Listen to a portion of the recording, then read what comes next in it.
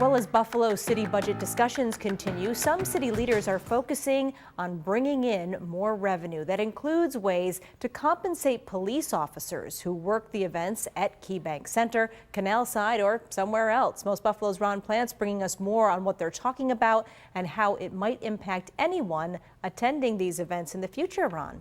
Yeah, that's actually compensating the city for those police officers, Kate. Since Mayor Brown's budget came out with a suggested property tax increase, higher sanitation fees, city council members looking at various ways to reduce city costs like overtime for various departments. That includes police and fire, which we, again, as you pointed out, see out there for a big game or concert night, directing traffic, providing other services. Now, City Police Commissioner Joseph Gramalia says currently city police do not get any reimbursement for officers directing traffic, watching over fans, attending an event at the KeyBank Center, for example. We understand that also contributes to the department's overtime cost. That strictly comes out of the city budget. So with the added pressure now of these property tax hikes and fees, the idea is surfacing to see if there's any way to recover some of that money as the city faces potentially harder financial times. The fire department also being pressed on this as it covers some coverage with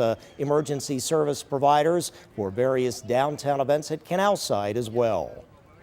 They're charging tickets, they make a profit, yet the taxpayers pick up the cost for our first responders, which to me is a problem and is a backwards model because probably the majority of people who come to some of these events are not taxpayers. I'm looking into other departments across the country, other medium, large size cities, major cities that have venues, arenas, stadiums, to find out what they're staffing, how they're staffing it, and are there reimbursements by those teams.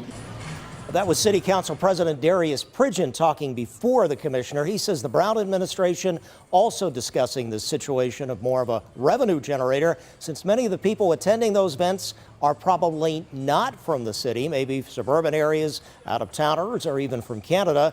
He did not want to use the exact word surcharge and said they're searching for the right vehicle or approach to perhaps recover some of that money from the event organizers and promoters or team organizations. Now, Councilman Pridgeon says they do not expect to come to any decision on this before the budget approval deadline, but again, it's being discussed seriously for the future as a way to make more money for the city of Buffalo. We're going to have more at 5:30. Kate? All right.